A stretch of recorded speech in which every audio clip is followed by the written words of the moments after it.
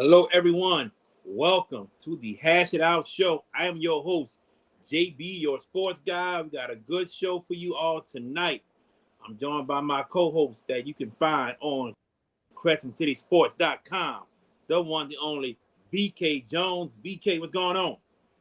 What's going on, people? Man, like, tag, share, and subscribe to Hash It Out Show on all social media platforms. And we're on live on Facebook and YouTube. Hopefully, we'll be back on Instagram soon.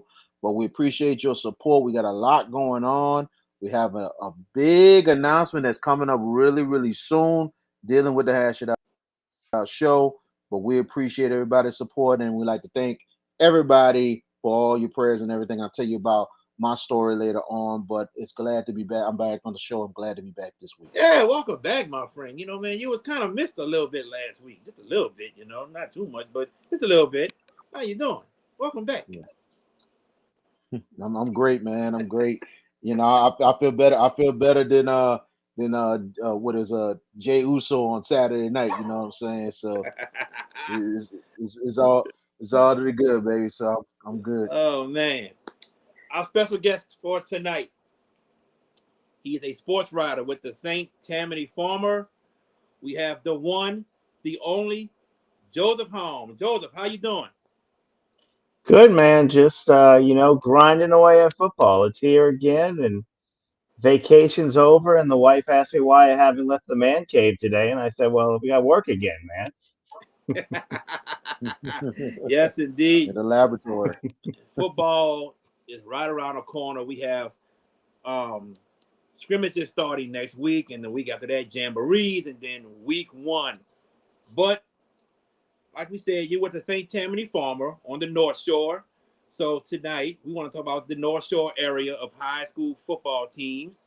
And I kind of want to start with District 6-5A. I want to start with the Slidell Tigers, your defending 6-5A district champions. Had a great defense, coached by my good friend, Coach Martha Scoble. What can you say about the Slidell Tigers for this season? They'll be tough again. That defense graduated a bunch of folks. They've got a couple of all first team, all district linemen back up front. They'll be tough again, and that's just Slidell football, right? It's hitch in the mouth. It's being tough. It's a team that I personally overlooked last year. I didn't think they'd figure that much in the district race. I thought they'd be around, but I didn't think they would do what they did. And then all of a sudden, 8 games later, I'm talking to Coach Scoble on the phone saying, "How does it feel to be district champs? You still got a week to go." I mean, that shows you just how much they bought into a system, and they're going to be a tough team this year. I mean, they've got all that defense back, and their running backs back, and they've got 4 offensive linemen back. And if you talk about 3 yards in a cloud of dust and just grinded out football, that's what Slidell is going to be earlier this year, and that wins a lot of football games. I talked to Coach Scoble in the quarterfinals of the playoffs. We happened to run into each other in Lafayette, of all places. And he said speed was the main thing that kind of affected his team when he played Westgate. And they were in the game with Westgate until the fourth quarter. Do you think that problem has been corrected this season with the athletes that he has? I think they're faster than they were last year. They're probably a little smaller than they were in some skill positions. So it's sort of like a pick your poison in that role. But you mentioned the Westgate game. They stuck with them, and you could just tell they were battling as hard as they could. And at some point, skill and speed just sort of let them pull away. They had to be perfect, and Westgate had to make some big plays. And Slidell wasn't perfect, and Westgate had those big guns that made the difference at the end. But I think they'll be a little faster this year. I think you'll be surprised by what they can do offensively, assuming either one of their quarterbacks step up to replace Luke Guidry. Okay. I want to talk about Northshore. Northshore made the playoffs last year. Actually beat Slidell in the last game of the regular season to get to the playoffs. You got two sports star Casey Rowbottom, playing safety and a little bit of offense. But what else can you tell us about Northshore? Cal Williams and TJ Coleman are two of the best players some people don't know about in the entire state. They both play cornerback. They're both going to be involved on offense like they were last year at the receiver spot. They'll have to pick up more slack because James Bridges has graduated. But I talked to them for my preview coming out in a couple of weeks in the Farmer. Two of the best kids you've ever met, fast. They know what they're doing. They don't get tired. I love asking players, how do you handle getting tired? Because I play in two rec softball leagues this time of year, and my wife worries about me getting heat stroke every day. And these kids are out there every day practicing, and then they're going to play almost every snap this season. How do you handle that? And they just look you straight in the face and say, whatever we need to do to help this team win, we're going to do. And that's the attitude they have. Bobby Sanders has done a great job over there. Those two are going to be really key. And then Donovan Wallbacker comes back at quarterback. He's a year older, junior. I think he'll be a lot better offensively. I think they'll be a lot better offensively all around. Bryce Cherry is really good in the backfield. That's a team that if they stay healthy, their skill positions are as good as anybody in that district or on the North Shore, period. As long as those guys can stay healthy, they're going to be able to put up points and be able to compete with any team out there. I want to ask you about the Covington Lions. Do they have a shot to make a run at the district championship? I don't want to jinx them, but they're my favorite. That backfield is so good. David Harris, Justin Chapman's back. Williams, a sophomore, is back. It is so good, and they have two good QBs in Coakley and LZ who do different things, but they've been splitting time. They'll continue to split time, which is unique in the high school game in terms of they legit have a timeshare at the quarterback position, and both players are on board, and it really has to depend on what the defense is giving a team on a certain night and the hot hand. And I think that flexibility is going to be huge for them. And the most important thing is they have three really good backs. That's something they didn't have in years past. Some injuries, some just various options, various things happen. That's a team that I think a lot of coaches say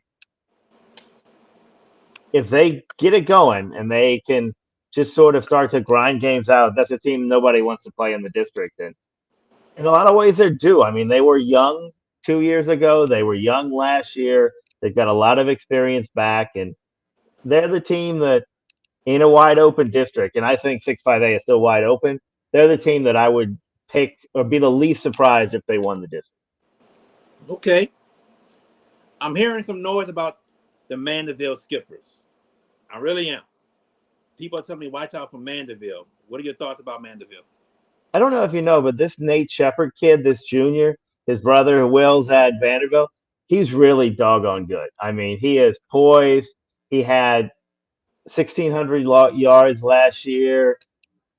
He's a real deal. And Craig Jones has got a year there. Richard Gilliard, the offensive coordinator, has got a full year there now. They got a new quarterback in the transfer from Hammond, but I think he'll be fine.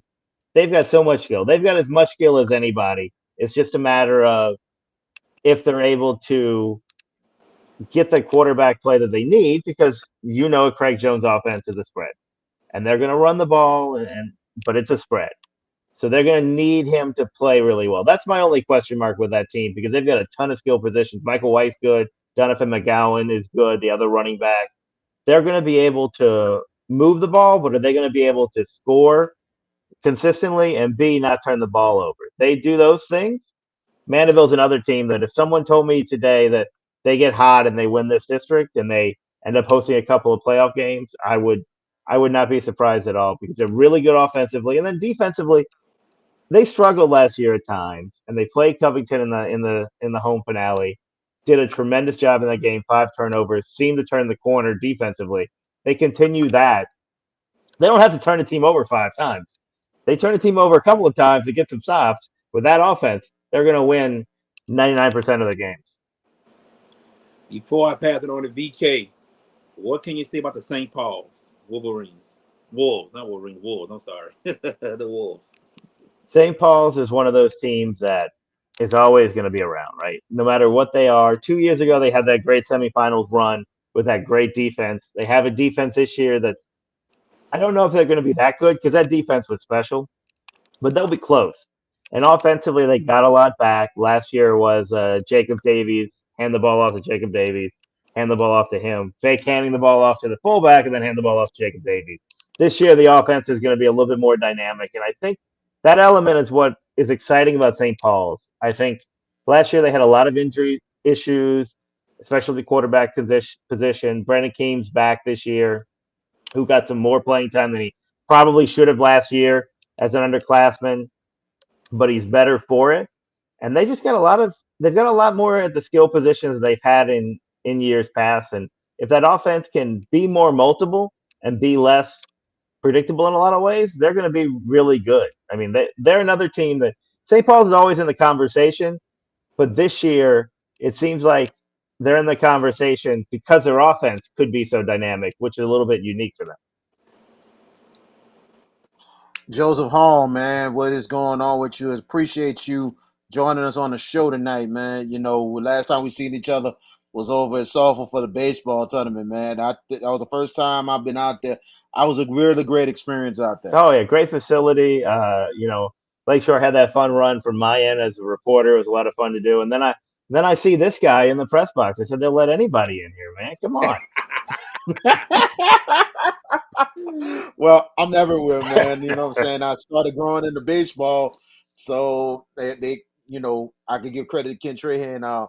You want to broadcast a Hineville Destrehan baseball? I'm like, well, why not? I already do college baseball, so it was an easy adjustment. But it was so fun working with the LHSA and NFHS to doing that, and it was actually a field of underdogs, Jared. I don't know if I told you that. Yeah.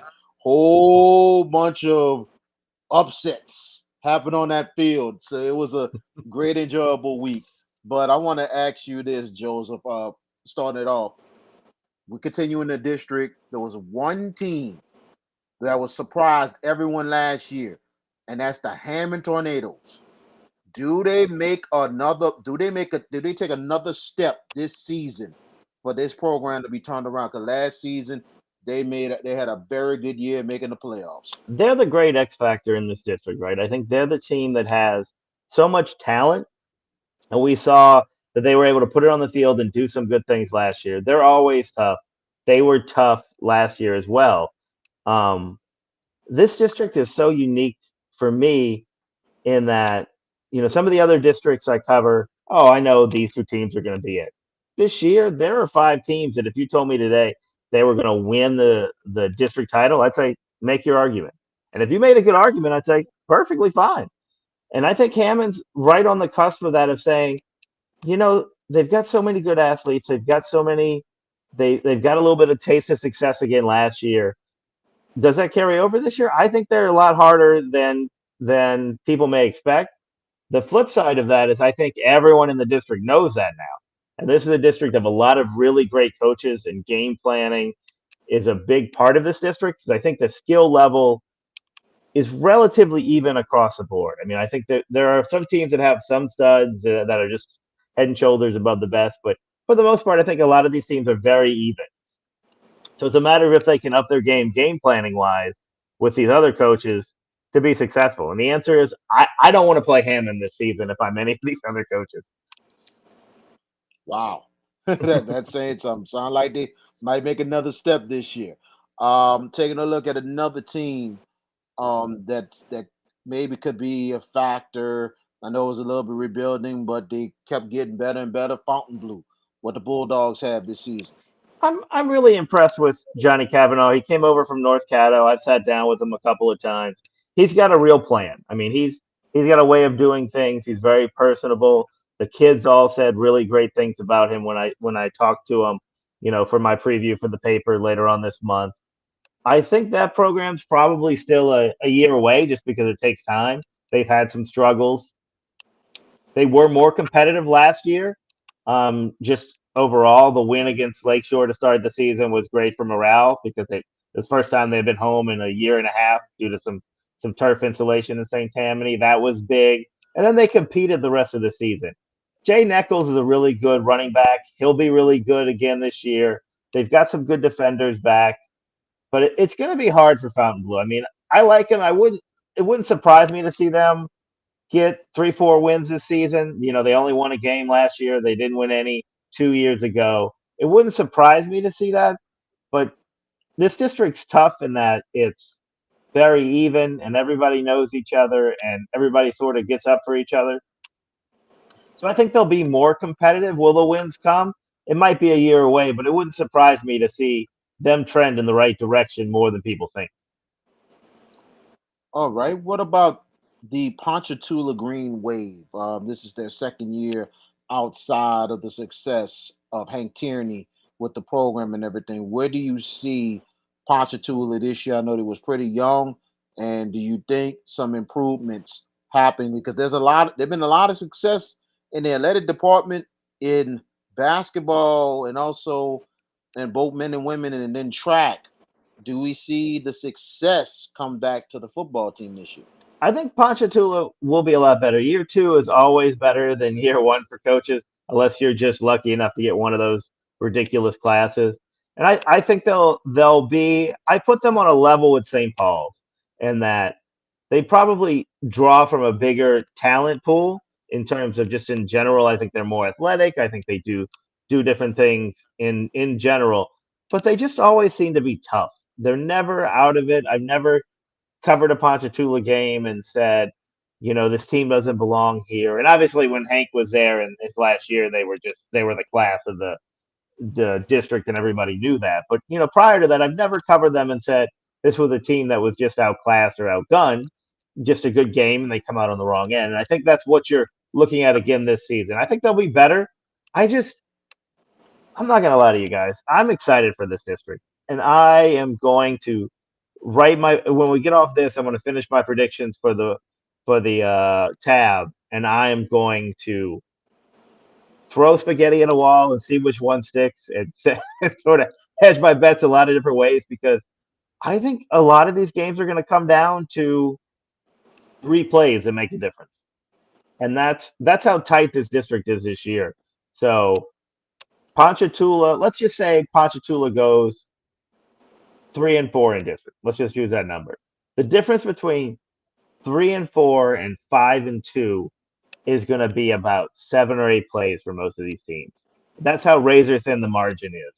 So I just I see them as being very competitive and good, and if they can get hot, like everything else we're dealing with, 15 to 18-year-old kids, if you can get hot and get focused, the sky's the limit, right? And that makes a difference. And if you go the opposite direction, then those 3 or 4 mistakes a game are going to be the difference between winning by a score and losing by a field goal. Now, before we jump to the next district, do you think there's been some years that this district alone has had banner years that there are multiple teams making postseason, but not just that, doing a lot of damage in the regular season and in the playoffs? Do you think this year is probably one of the toughest years in this district alone? Yes, I mean it's the most parity I've seen in this district, and I talked with Coach Scoble for the preview, and I said, look, I could tell you who I think is going to win, but you can tell me the same thing, and we'll meet in November and see who's right. Um, And he said this district's got the same amount of parity as it has last year, but it's more talented. And he's absolutely right. The talent level's gotten so much better.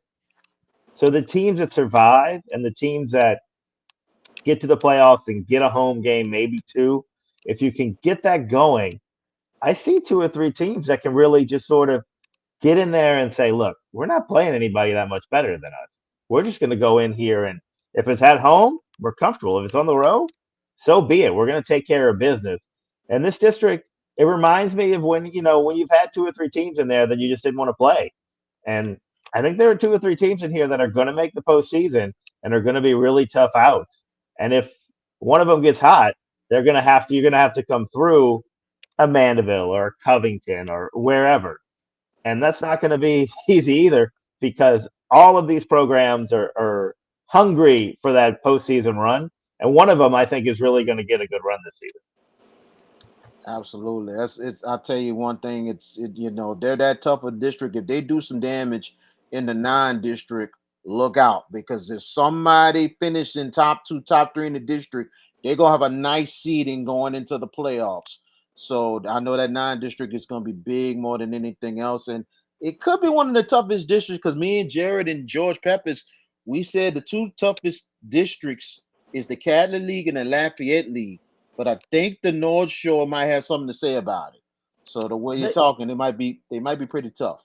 It's definitely going to be fun. This is my third year doing this full time, and it's probably the most I've looked forward to district play in terms of just going in and saying we're going to see what happens, and I have no idea exactly how things are going to pan out, but I think it's going to be fun regardless. Absolutely. Let's go now to District 8 4A. And we go into that district.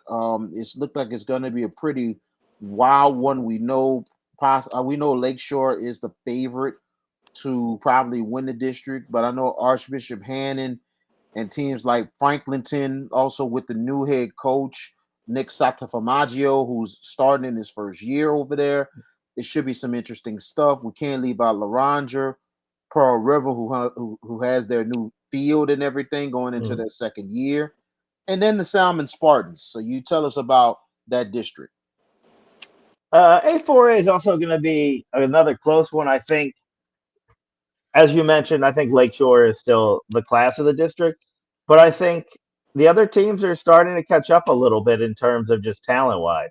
Lakeshore will be good. You know, they won 10 games last year. They made a quarterfinal run. Indes is a good coach. He's going to get 200 wins this season. He's 3 away as we enter the season. But what Lakeshore did last season was one of the more impressive things that I've seen. He didn't show up until June 1. He didn't really start till June 8th. And you went from Craig Jones's spread to the wing tee that was ran when, Jesus was born. I mean, it just seemed like such a different dichotomy, and there's two different coaching styles too. I mean, Indes is a real hard nosed old school coach, and that's why he runs the wing tee, and that's who he is. And he's fair with people, but he's tough. And Jones is more of a players coach, and it's both worked for them both well. It's just two completely different things. And Lakeshore took all of that, digested it, became a better team, lost to Fountain Blue in week one, which could have sent a lot of teams down in their first year. Said, that's fine. We're going to get better. Went on, beat Opelousas on the road, which was a crazy comeback. And then, just Dewanye was just too much for them in the quarterfinals. Um, but this year they have a very experienced offensive line back.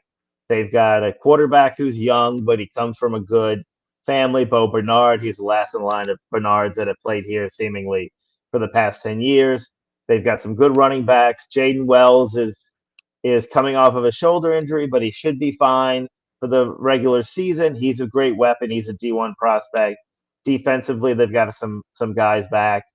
And Lakeshore just knows how to win, right? Until someone tells me otherwise, I'm just going to believe they know the way to win. I mean, they just seem to find a way. They've won 23 straight district games now. It's been 5 straight district titles, and they just find a way to win. And until someone can knock them off, I'm just going to have to tip my cap and say, all right, guys, you guys got to do this. Let's talk about before I move on with the questioning and give it back to Jared wherever this direction is gonna go, and we hopefully will continue with this district here. You talk about Lakeshore. Let's talk about let's see. Let's talk about Franklinton. First year head coach Nick Satafamaggio. Good. You're talking about a friend of yours. You're talking about Martha Scoble's a friend of yours. Nick Satafamaggio is a friend of mine, and How well do I know? well, what do you think of what he brings to Franklinton? Because I think this is a very good situation for him, and I think it's not a lot of pressure, like talking about it. But I think he might have a chance to uplift this Franklinton program. Absolutely. I mean, Self's done a good job wherever he's been at. He's a good head coach. I don't think there's anybody better X's and O's wise. He's on par with any of them. And Franklinton's got some good skill. They've got some good talent up there. It's just a matter of putting it all together and how quickly he's able to get them to buy in, get them to buy into his system, to play well, to play hard.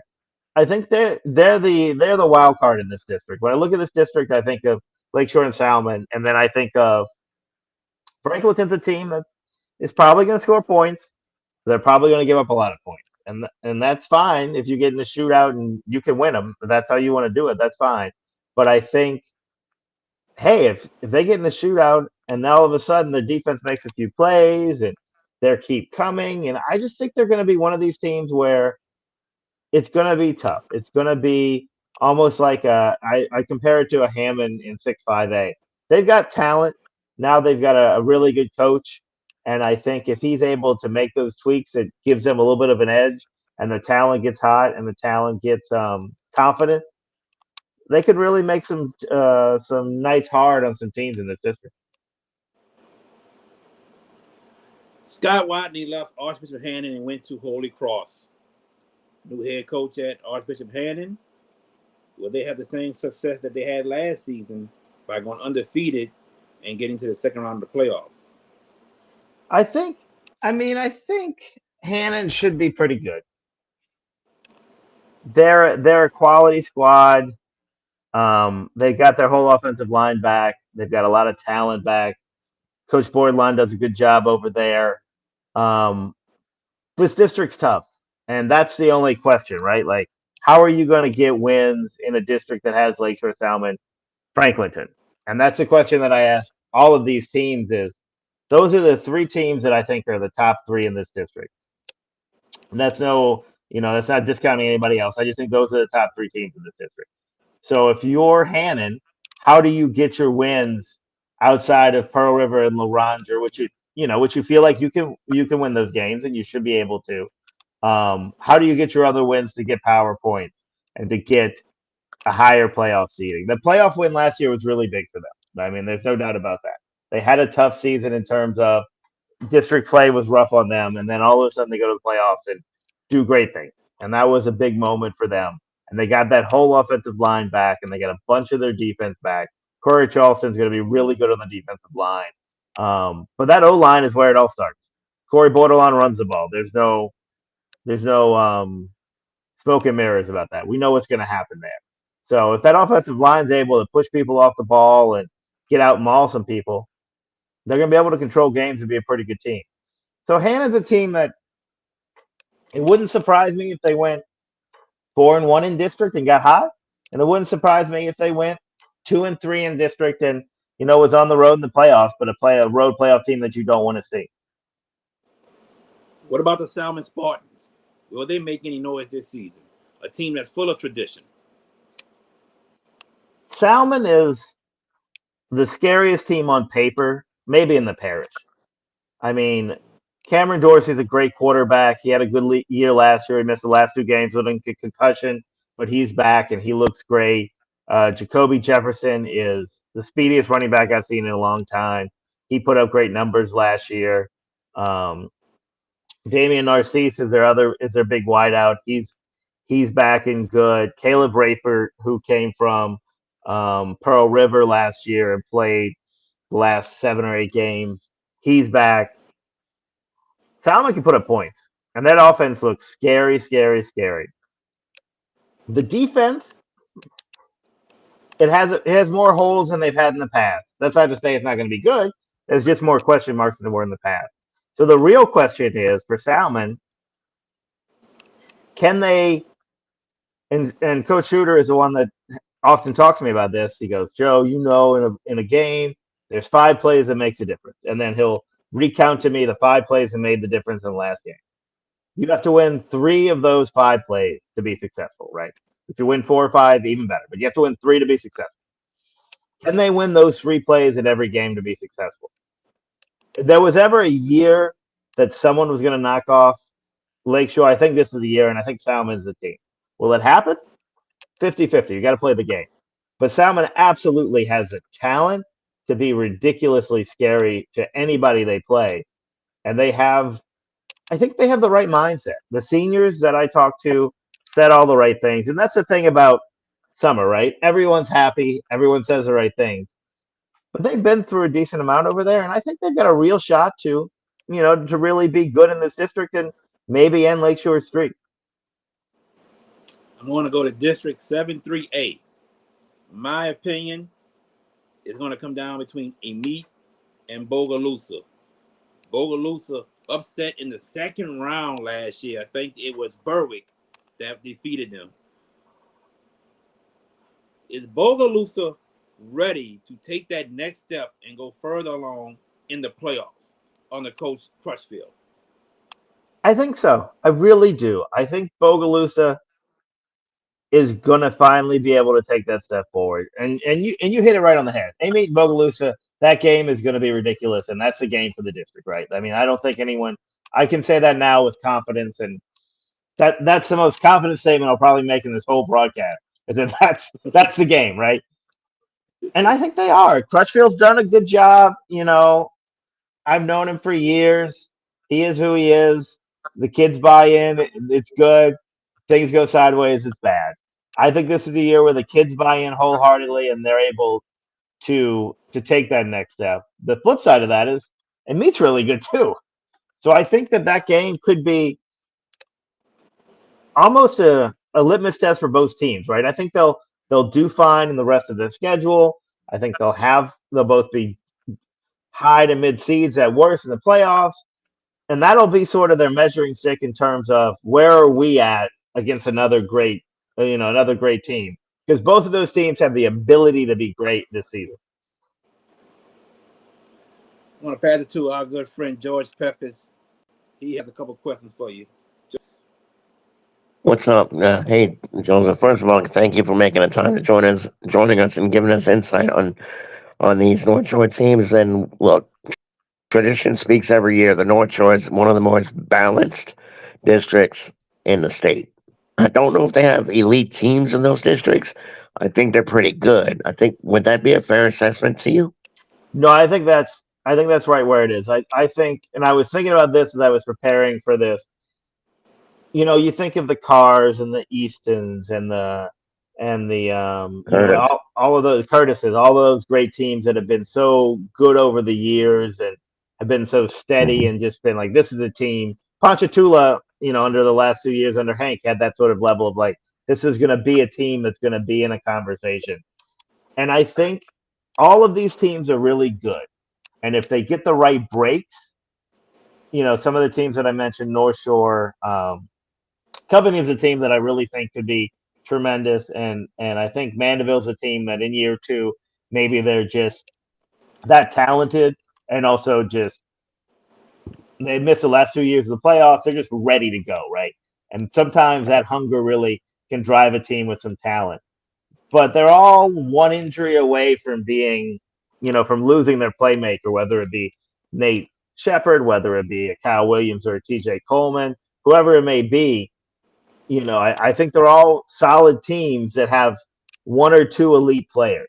And as long as those elite players are healthy and running and going well, they have a chance to be special. But regardless, they're all going to be a solid football team and they're all going to make you work for it.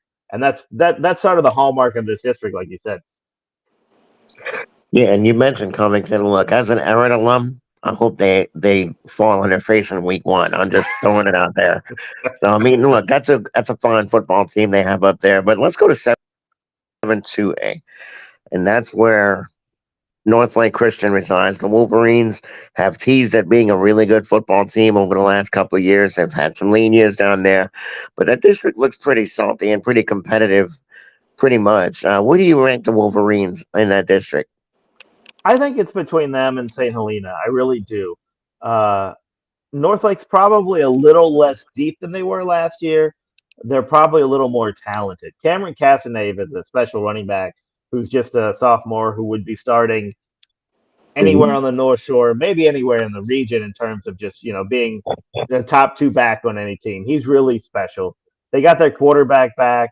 They've got some talented skill positions. Jordan Willis, Coach Willis's son, is a really good wide receiver. Mhm. They're going to be able to score some points. Defensively, I think they have a few more holes than they had in the past.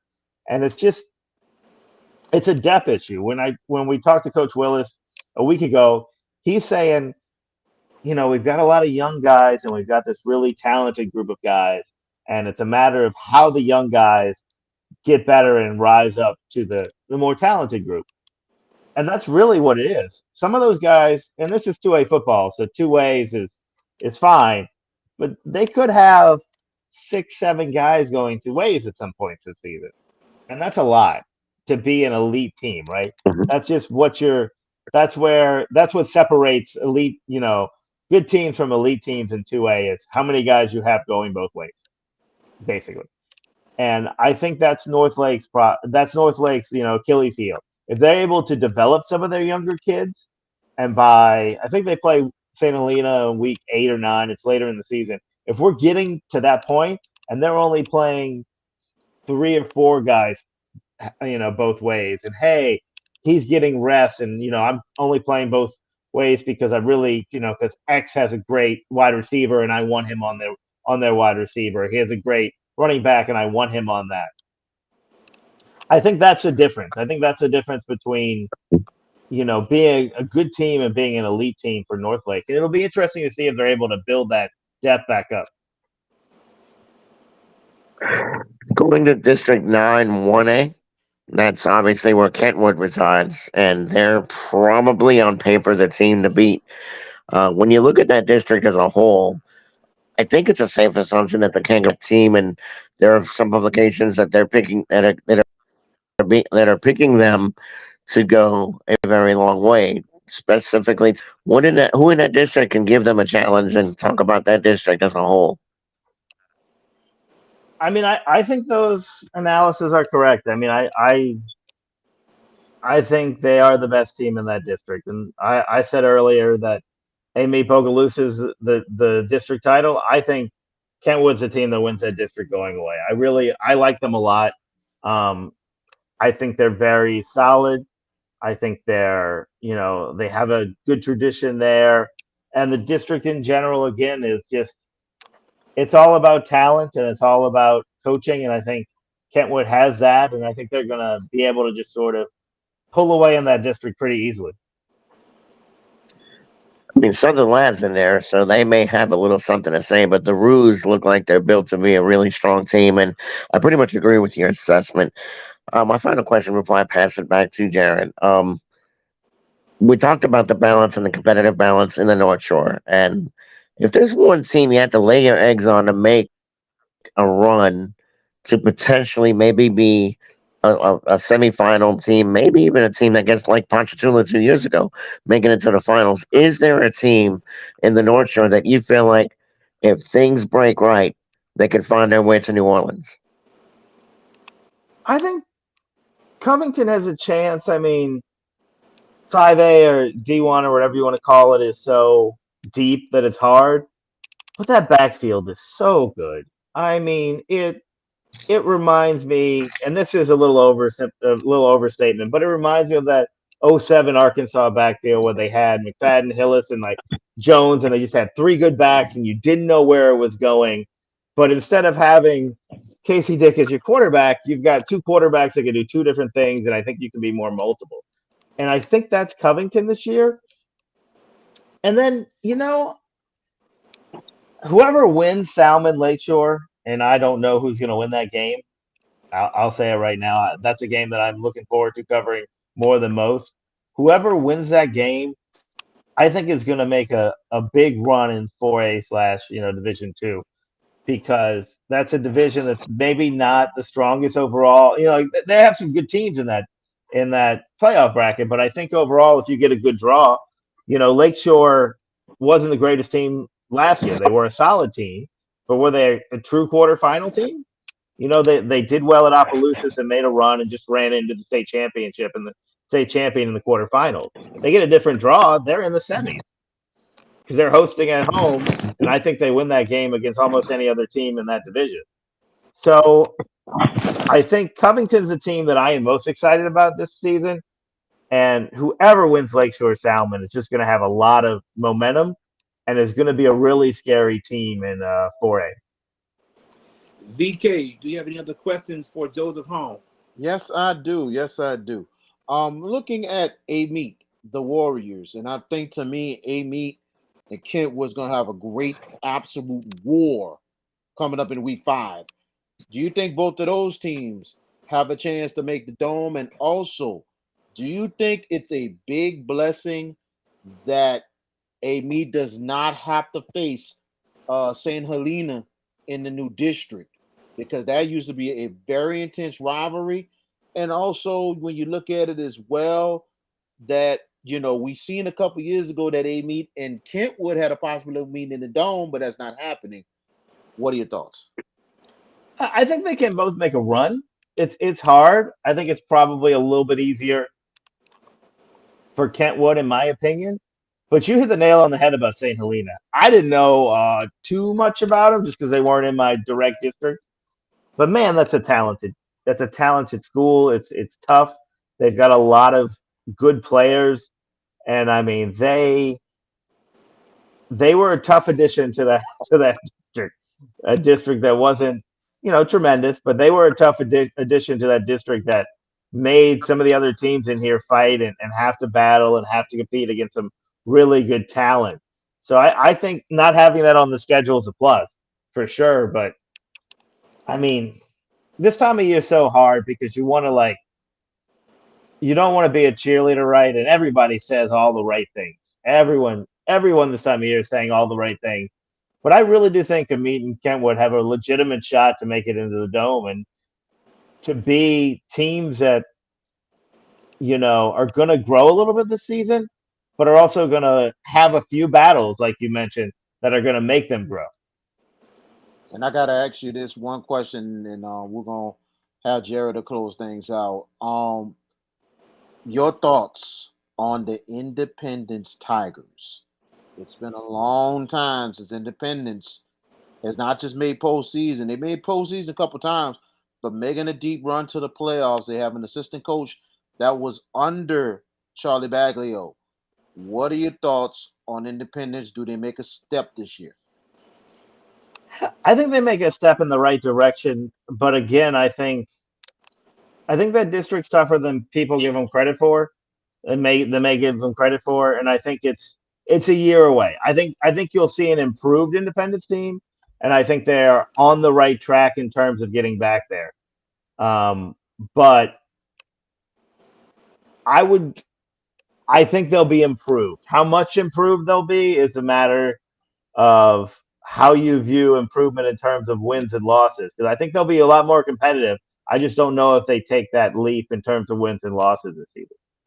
And we can't forget about St. Thomas Aquinas. What about them? How they're looking this year? New coach. I think they'll be solid. They're never bad. I sort of lump them in terms of coaching with all of the Catholic/parochial schools in terms of they're going to be tough and it's going to be a team that has a good tradition. They're going to be disciplined. They have some talent. Um, I just don't buy into first year coaches in terms of wins and losses because it's so hard. Football has become such a game of parity, and we mentioned the upsets in baseball in that field of the state tournament. I think football is the same way in terms of there are teams that we know are just going to struggle, and there are teams we know that are just head and shoulders above the rest. And most of us live in that 80% in the middle where it's just a couple of three things. It's this or that. It's a break here. It's a break there. So I think they'll be competitive. I think they should be a little bit better than they were last year. I think I was surprised at some of their results last year. Um, but it takes a year to fully get your system in, and that's what I think we're going to see. GB? Joseph Home. Wait, VK got another No, no, no, question? no. I was gonna give it to you, bro. Give it to All you, right, my no friend. problem. Joseph Home, on behalf of us three, we want to thank you for joining us and giving us the details on the North Shore football teams. We truly appreciate it, and we're ready for the season to get started. It's going to be a good one, guys. I mean, knock on wood, we get a few clouds in here to knock out this heat a little bit, and we'll be in good shape. Most definitely. Joseph Home, thank you, man, and have a good one. You too. Thank you. That was Joseph Home of the St. Tammany Farmer joining us. And man, very detailed, very in-depth with his analysis of what he gave us on these North Shore area football teams. But I want us to go back to the big district, 658. And like he said, Slidell came out of nowhere. We saw that happen. And we saw the amount of points Slidell was allowing on defense. It was very low. I think it was 13 points a game. I could be wrong, but I know it wasn't no more than 15. Slidell had a tremendous defense, and if you go back and watch the game against Westgate, it's on YouTube. Slidell was in the game with Westgate until late in the third, going into the fourth quarter. It was 14-7 Westgate. They hung in there with Westgate for a very, very long time. Coach Malta said just the speed of Westgate gave him problems. I know that's something he's looking to correct. I think Coach Malta Scoba has a good team again this year. And he's a defensive-minded coach, and defense wins championships. But Covington, not just from Joseph, from other people, they are saying this Covington team may be the team this season. And you heard Joseph say that's his favorite to actually win the district. If I have to pick a District 6-5A winner out of all these teams right here that we see, I'm going with the defending champions, the Slidell Tigers. I think once again, defense will get them back on top, District 6-5A. That's my choice, my opinion, and I'm standing on it. The Slidell Tigers. George Peppers. Yes, what sir. do you say about District 6-5A? I Who think it's wins the district? well, definitely. I think it's a great district. I mean, it's a lot of competitive teams, but I'm a believer in one thing with Slidell. I mean, one, Malta Scoble, we all know is a very good football coach. No question. Right. They hung in with a team like Westgate. If we're singing the praises of Westgate this year, right? We're talking about the Tigers being that team to get to New Orleans. And Slidell was in that ball game on the road, correct? At Westgate? At Westgate. That game was at Westgate, or No, that it no. was That was at Slidell. no, it was in Westgate Slidell. came to Slidell. Yeah. Point taken. That team can say, wait a minute, if we can hang with those dudes, look, we won this thing last year. Why can't we win it again? That's my thought process. And look, and I'm not trying to be slanted when it comes to Covington. They're going to have a fine football team as well. And look, Joseph's right. They got athletes on that team. But in a pressure cooker, I think I'm gonna ride with the team I know has done it and is bringing back a decent bit, and especially on the defensive side of the football. BK, I'm gonna ride with the Slidell Tigers, and not because they wear green like Shaw, but I think they're. I'm just being messy when I say that, but I do believe it's the Tigers this year. But I do also think that district, as Joseph said, you better be ready to bring it every week because there ain't a terrible team in that district. There really isn't. I think there's good. I don't know if there's a great team in that district. I think they're all good teams, and I don't share Joseph's assessment about one of those teams coming out of it. I mean, I think they're good, but I just feel like that they're gonna run and somebody's gonna run into an elite team VK and get knocked off. But Slidell would be that. If I had to pick that team, it would be Slidell because of their defense. Before VK goes, I just want to say this. I remember when we talked about it last year and we got to the playoffs, and I said, man, I think the winner of a second round matchup between Slidell and Westgate will go to the semifinals.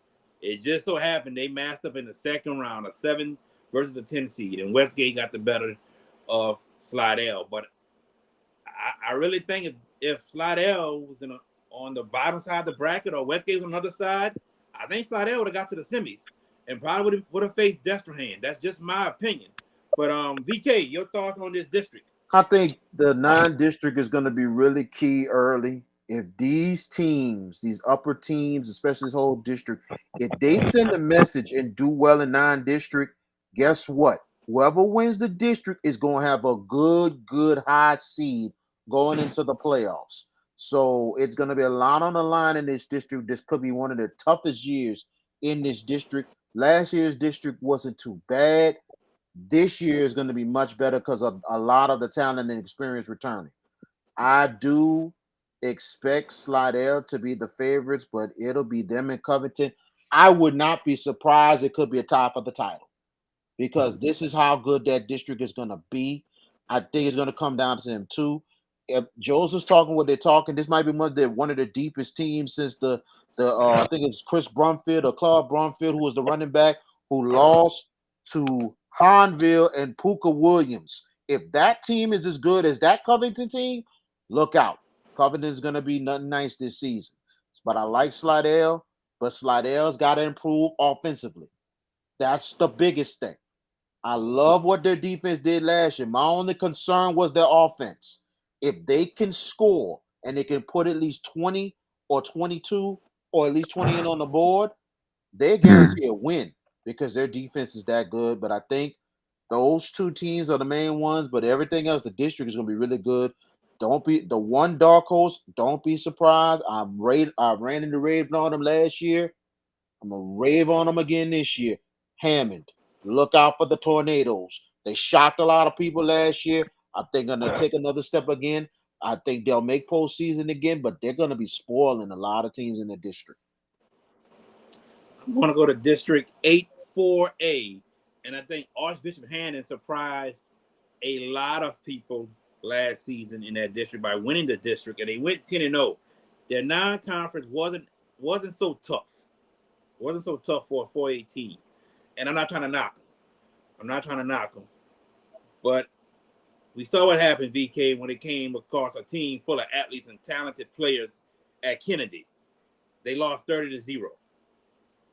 And that to me is a big question mark for the Archbishop Hannon Eagles, right?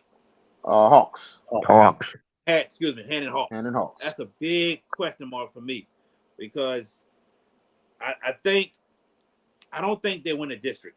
But when I saw that last season, the 10-0 team coming to Kennedy, you expect, okay, 10-0, all right, what y'all got?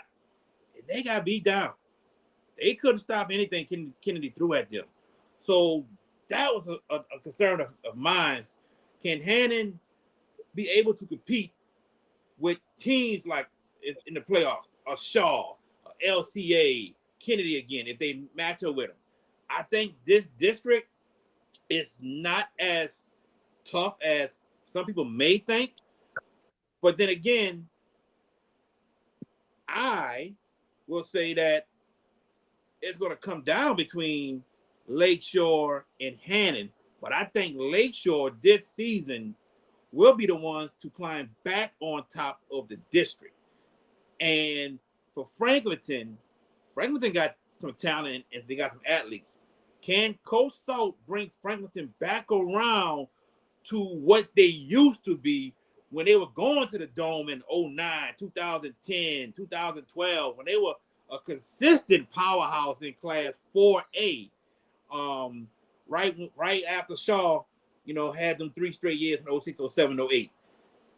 But if I have to pick a winner, I am going with Lakeshore this year as the district winner of District 8-4A, George Peppers. Interesting pick.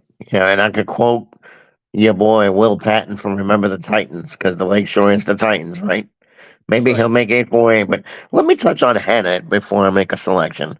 You talked about 10-0, and they got ransacked against Kennedy. 10-0 team, you would think, hey, wait, they got a little something. No, they don't. What makes me think they're going to do that this year? Because Hannon has not been a team that backs up good seasons. You look at their record, their history, their track record. They're not a team that, and it's hard to back up 10-0. Okay, look, I'm not going to sound foolish, but this is year 2 of that same week schedule that they played last year.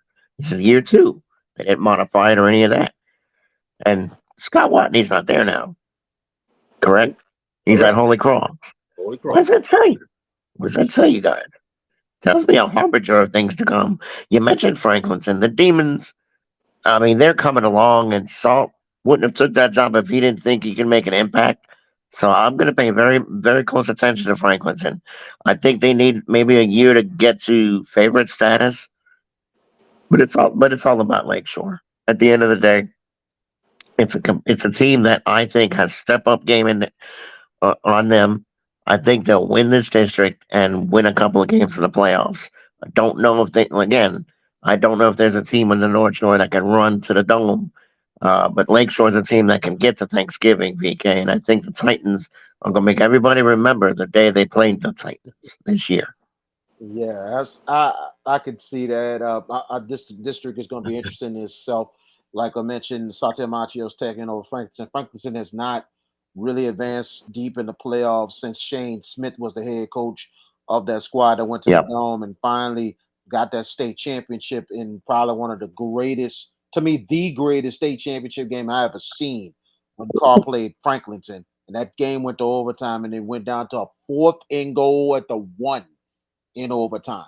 So I really think that he could try to get things back into it. Hannon, I think last year, and let's be honest, Franklin, I'm be honest with you, Hannon took advantage, and I'm not trying to criticize anything. They took advantage of a really, really weak district, and they got it done. And that's what Hannon's supposed to do. But it's gonna be a little bit tougher this year with the experience. Lakeshore is the team to beat. I think they'll make a run in the playoffs. To me, I'm going with the Salmon Spartans to win the district. I'm going with the Salmon Spartans because I really think this district is going to be more competitive than it is. And then on top of that, Salmon's returning a lot of talent. So I really think that game is going to be huge. And I think Lakeshore goes to Salmon this year.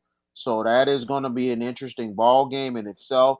I think Salmon wins the district, but I think Lakeshore has the better chance of going deep into the playoffs because Coach Indes is a very, very good coach. Took his talents from Catholic of New Iberia and bringing that kind of discipline to the North Shore, and he's doing a really good job. So I really think they'll make a deep run in the playoffs. But Salmon wins the district. District 7-3A. It's going to come down to a meet in Bogalusa. I think Jules Sumner will be a little bit better, but a meet in Bogalusa are the two teams to beat. And I believe Bogalusa were the district champs last season, but a meet got further along in the playoffs. I'm going to go with Bogalusa again to be your district champions. It's going to be a tough fight against a meet. A tough fight. But if they're not on the same side of the bracket, or if they are, I hope they're on opposite ends of the same side to where they both can probably make a run to the semifinals and face each other. Or if they're on opposite, maybe we get that rematch in the Dome. We know Division III non-select is going to be tough with the Mannies and the St. James. It's going to be tough. It's not going to be easy. And you saw Berwick last season from the District Day and make that run. But I got Bogalusa, George Peppers. Here's where we respectfully disagree. I'm gonna go with the A-Meat Warriors. Just feel like that the season of redemption, they were good, but they weren't A-Meat good. They have a standard at A-Meat that you got to be that team. And I think Zephaniah is going to put the swift kick in the rear ends and get those boys right. And quite frankly, I think he's just a better coach than Cyril Crutchfield. And when Cyril goes against teams of equal caliber, he falls on his face. He's had dominant teams. And look, I'm not trying to poop on Cyril Crutchfield. The only thing I'll say about Cyril is his choice of NFL fan bases. He's a Cowboys fan, an unapologetic Cowboys fan. That's Cyril. But I'm not going to hold that against him. I could, but I'm not. When it comes to the district itself, you mentioned Jules Sumner. That could be an interesting team, but I don't think they're ready to be at that level of the two teams that are going to be in front of them. Eric gets Bogalusa this year. They get him. I think they got to go up there this time because they came to Memphis last year, but they get them on the road. And the Lumberjacks, look, Cyril's going to have athletes, but are they experienced as last year? No, they did graduate some people off last year's team. I feel like BK, this is Amy's district to lose, and I think the Warriors are going to find a way and put themselves back on the throne. What say you? Well, I gotta agree with George. Meat is I think they're gonna get some get back this year. Meat did a good job last year. They got to the state semifinals with a Yes, young they team. did. Yep. And they return a lot of players. Coach Zephaniah Powell will get them going. Bogalusa is going to be really good again. I think Cyril Crutchfield is in the right place at the right time. I think he's in a very good situation at Bogalusa. Do they make another step? I think they do. I think they make another step this year. But I have Amy to win the district. But watch out for the Pine Raiders. They've been improving in the last couple of seasons. They made postseason last year, and they're returning a lot of Yes, they players. did. They return a lot of players. So be on the lookout for the Pine Raiders. District 7-2A. Are we all in agreement? Independence wins the district or somebody else? VK? Well, looking at the district in itself, that's one of the maybe the most tight districts, but not just that, a little bit not strong and everything else. I like Independence to win this one because they have a lot of players back and they're talking very, very high out there. They're talking about possibly a return to glory for them. So I like Independence. Northern Christian's gonna make a very good push to try to win the district, but I like Independence to win this one. George Peppers? Oh, and I'm gonna go the other way. Go ahead. here's the thing I can't forget. Oops. Can't forget about Saint Helena. Don't forget about them cats. They're gonna be a factor in the district. Go ahead, George. I was about to look, man. We interrupt this program. I'm just kidding. Um, Look, I'm gonna disagree. I know Independence has been on the rise, and they're trying to get back to the glory days, of Corona and the coach before them, where they really made some runs. But you mentioned the team that I feel like is a wild card in that district, VK, and I think I feel like this could be one of those this year. This could be one of those teams that can. They're going to do what Slidell did in 6-5A. Come out of not really like someone's come out of nowhere, but really be like, wait a minute, what about us? We're gonna make y'all think about us. I'm gonna take a flyer here and go with St. Helena. I do think North Lake Christian's gonna be exciting to watch. They're gonna be tough. Independence obviously also, but I'm gonna take a wild card here, Jared, and go with St. Helena. I'm with you. I'm going to say Helena also. So you and I agree. And District 9-1A. Are we all in agreement with Kentwood or Southern Lab? VK? Well, it's gonna be a hell of a game between those two guys, not leaving out the other teams in that district alone in itself. Because Slaughter is a good program that's really making waves and everything else, and these other schools are just up and coming. But Slaughter's one school that's really being very competitive, so I give them that. But it's going to come down to Southern Lab and to Kentwood, and I'm going to give the edge to Kentwood, and it's going to be a hell of a war when they go against each other. I'm going to go with the Kangaroos, and the Kangaroos could be a favorite in Division 4 in the non-select. George Peppers. It seems like it's a foregone conclusion. And it's one of those two, Kentwood or Southern Lab. And VK, you're right about Slaughter. They've made some strides. I don't think they're ready to get into that conversation yet. I think they're like a third wheelish type of team in that district. Um, but I'm gonna go with VK because Kentwood is gonna have the one strength where I don't think Southern Lab has, and that's size in the trenches. I think Kentwood can push them around. Southern Lab's got tremendous speed. They always have teams that are fast. They play with great speed, And but they size don't when too. they run into and they got a little bit of size, but I don't know, man. I feel like this feels like a lot of people around the state are on Kentwood to get to a state title in Division 4. And you know what?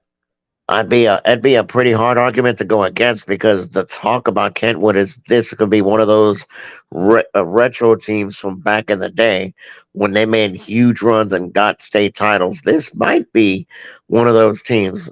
And in the district, Jared, I've got to go with the Kentwood Kangaroos, dude. I mean, I think Southern Lab's tremendous, and they're going to make some statements in the playoffs.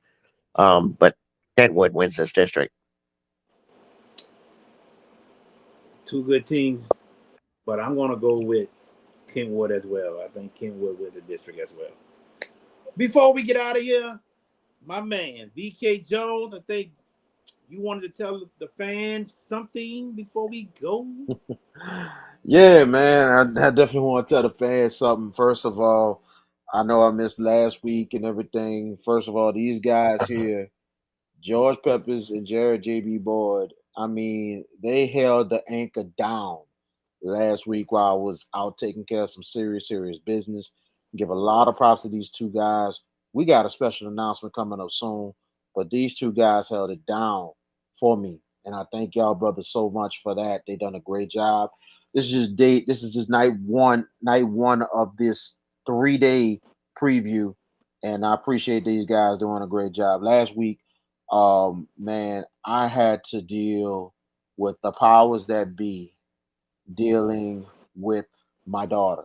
If anybody knows that my wife passed away in March, and I was supposed to have my daughter that we had together and everything, and then all of a sudden we were supposed to have plans to have her here to stay with me, but then all of a sudden you can say, and I'm not gonna put nobody on blast, but the powers that be try to discriminate me as a father and everything else to try to attempt to take my child away. But by the grace of God, it didn't happen. It didn't happen. We had to go to court and everything. But guess what? At the end of the day, the decision went my way. And I'm very, very ecstatic of that. My daughter is home. The picture you see behind me, she is home. She is home with me now. I'm a full-time father again. I'm very, very blessed at that. I'm very humble. I felt a little sad about it a bit because of the fact of the matter is this could have been avoided. But I just pray that time heals all wounds with this and I can finally start healing from the death of my wife. And I love her always dearly. But at the same time, now I'm taking care of my daughter. It's been a I've been a little tired. I ain't gonna lie, I've been tired, boss. You know what I'm saying? Because it's just been a lot of running, making sure everything's straight for her. But it's a joy that is she home now with me, and we getting our affairs all together, man. So I like to thank you for all the prayers, all everything, man. You know what I'm saying? Moving forward, man. I'm just so humble about it, you know. But like Roman Reigns said, I run it all. And it feels good to say that because now I'm in control of my life. But another event happened as well. The same day when I got the decision, I got my final grades. And I don't know if you knew this. I'm a student, an online student at Nicholls State University. So guess what? I was in my last semester at Nicholls State for the summer. And guess what? I finished with a 3.0 grade point average. I will be walking in December with my bachelor's degree in disciplinary studies within communication and urban studies. So it's a two blessing double for your trouble for me. So, like I said, I thank y'all for your prayers and everything. Thank you, Tiffany. I really appreciate it. You know, God is good, man. You know what I'm saying? And, you know, like LA Knight was saying last night, you know what I'm saying? I don't mind using you as a stepping stone to get the opportunity that was there for me. So the opportunity is there, the doors are opening, you know, and being with a team like this, you know what I'm saying? It's unbelievable. Because I remember I did the VK Jones show years and years ago, and I had to go through all this hell to get to this point. And Jared, you've been on my side. I really appreciate it. George, you've been on my side. I really appreciate it, man. Because guess what? I realize I have a team for the brothers that have my back. But also, I thank my family, my entire family, who's been so supportive of me. My close circle of people who've been close around me, who's been praying for me, who've been supporting me. I thank them from the bottom of my heart. My counselor that's been helping me too. I thank them very, very, very much because it's been a road. It's been a rough road, but but it's good to be coming out on the other side. But I'm gonna stay humble because I know there's a lot more things coming up for me that God has, not just for me, but for my team, but for everyone. But my last thing, and I'm gonna say this, man, don't give up on your life, bro. Just don't give up on your life. Bad things have happened, but put God first and dude, just fight for your dreams, fight for your children, fight for whoever to get where you need to get. Because I'm telling you, man, that life's too short.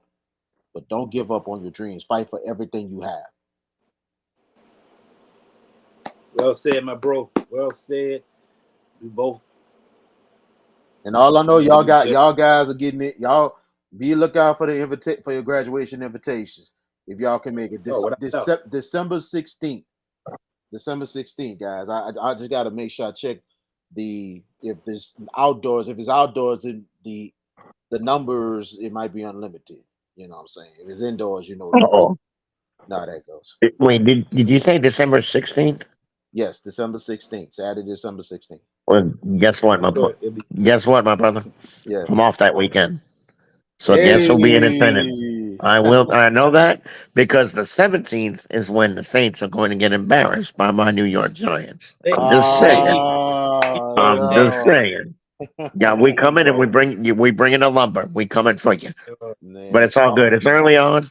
But no, VK, I gotta say this. For the three of us, when we started this together, when one man has issue, we're gonna rally behind you. But it's the next man up when it comes to the show. You know, we missed you last week, but it was for me and Jared, and I felt it. It was next man up, and thank you for your kind words, man. But no, we look, man. I remember when we have a group chat that the three of us have, and when VK sent the message with the bars as low as they were, I ain't gonna lie to you, I thought the worst. I was like, my God, I hope to God this isn't what I think this is. And he kept it level. And you talk about it was the most beautiful thing I heard. And then I saw his report card. It was like, man, outstanding, dude. There's a reason why you and I have suffered unthinkable tragedies between us. You know, we both lost our spouses. We both have moved back home. We chasing dreams. It's time to get rolling. This show is the vehicle. There's something else coming in the fire, boys, ladies and gentlemen that are listening to us. There's something coming in the fire that's going to change things this coming year. And VK and I moving back, along with our great friend Jared, we're gonna line it up and we're gonna knock it out the park this year. Something the Mets haven't done. So I'll leave that at that. I gotta humble myself. Yeah, and I always do, I very much appreciate that, very very much. And yeah, Tiffany, I know it's. I don't care if it's freezing. I'll take 30 degrees. I love cold. I can't stand 100 degrees outside. It's just me. I'll take being outside in the cold, graduating. Might wear a suit. I don't care. It's just a moment, man. I'm just looking forward to it. It's unbelievable because there's so many Nichols alumni that I know, and I know that they're so happy. And one of them celebrating a birthday today. That's assistant coach David Johnson at Florida State. So it's amazing that he's alumni and his son is following right behind him at Nichols. So it's amazing stuff, but I'm glad. But we all went through some things as a team. George went through some medical issues. Now he's getting straight, shaking back. Jared went through a medical issue himself, and he's starting to shake back. So we all done been through some things, but we're shaking back as a team, and we just know God has some bigger things for us, and we cannot wait to announce it to y'all, to everybody that watches the show, the supporters that we're watching this show. I'm like this.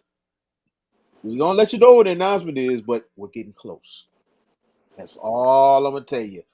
We getting close. So once that execution happens, you gonna get it. You know what I'm saying? So we're looking forward to what we're about to do and everything. And also, I'm gonna tell you one thing: we're gonna make an appearance on Thursday over with we're going to the prep luncheon, I believe, prep preseason luncheon with Crest City Sports, Ken Trahan.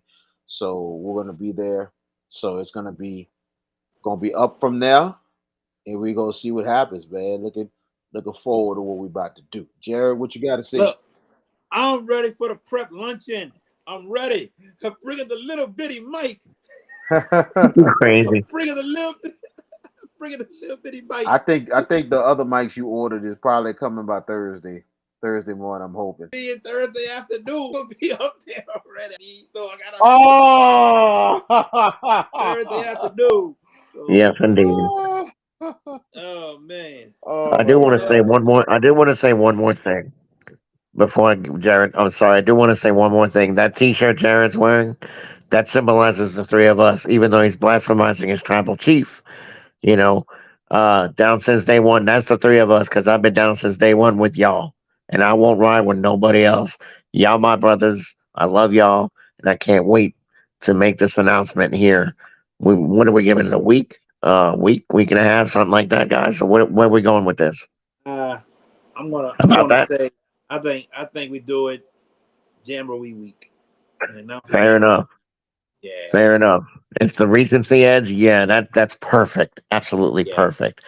You know, Okay. and, like I said, to the people listening to our show, to the people watching us on YouTube and other entities, when we make this announcement, it's gonna change the way prep football is covered because you gonna get.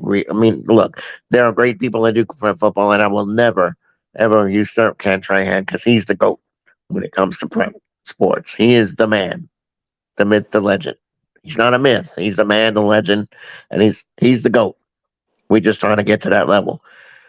But we feel like with this next opportunity that we're about to present to you, we gonna make some steps, tremendous steps, and I can't wait to make this announcement. And as far as the luncheon, VK, where is it? I didn't get the email. I don't know where the luncheon's location is. Did your brother get it? He probably did, but I didn't ask him. Ask him He to said, forward it to you, or I'll forward it to you. It's supposed to be at Quarter View, Port of View. Quarter "Where's View that at?" restaurant. That's off So off Clearview. Clearview. Oh, in Metairie. Like Yeah, right little there. bit past Elmwood. Yeah. Elmwood. Elmwood. Oh, okay, I got you. I think I know where this is at. Okay, okay, but I'm gonna let you know Thursday if because I'm supposed to work. But there's two words I was using on VK earlier. Yeah, I'm working Thursday, but I'm off after that. But I don't get off till 2. Sick day. Just throwing it out there. I mean, Say it too loud. just throwing it out there. I mean, could catch something. I'm kidding. Nah, Uh, man. I got two. I got my work family. I love them too, man. I can't do that to them. I would love to be with y'all at this luncheon, and I'm sure there's many more opportunities, but work does back in. I was just being facetious when I said sick day. I'm not really gonna do it. I don't think I am. No, I'm not gonna do it. Hell no. I can't leave my work family like that. do y'all have a list of coaches who are going to be there? Well, most likely there are gonna be some coach. There's always coaches that's gonna be there, media members, but mostly coaches and stuff like that. So it's a good mix of certain media members, people that are contributing to the radio show and Correct City Sports, and also coaches. So you're gonna have a good bit. We usually have the best up in there. Usually JT Curtis probably drop by, Ryan McNally, a couple of people. Bryce, Bro, Bryce Bryce gonna be Brown. there. Bryce Brown gonna be there. I know that for a fact. Yeah, Reggie, spend I time. know will be there. Yeah, Reggie Reggie. Not Rogers, just yeah, John Aaron. He'll be John there. Eric. He'll Okay. All definitely be right. there. All right. Well, We got so some And the work to food. already. do. Look, we gotta end this show. We gotta end this show, y'all. Listen. We thank everybody that tuned in. Special thank you to Joseph Halm for Oh, joining us on the show tonight. Tomorrow, Baton Rouge area.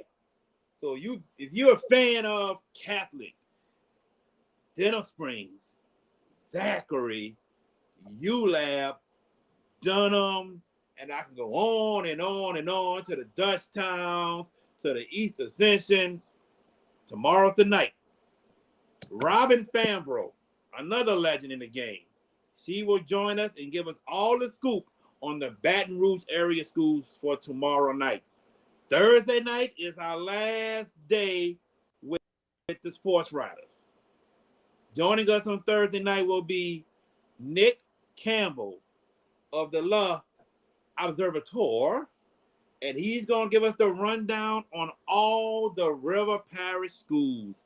That's Hornville, Destrehan, East St. John, Lutcher, St. James, West St. John, Riverside Academy, and I know I'm forgetting a couple more, but that's okay.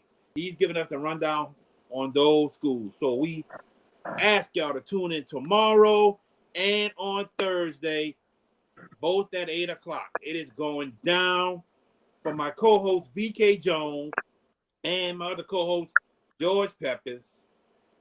I'm JB, your sports guy. I'm hungry. I'm going to eat. Tune in tomorrow, everybody. We truly appreciate y'all. Y'all take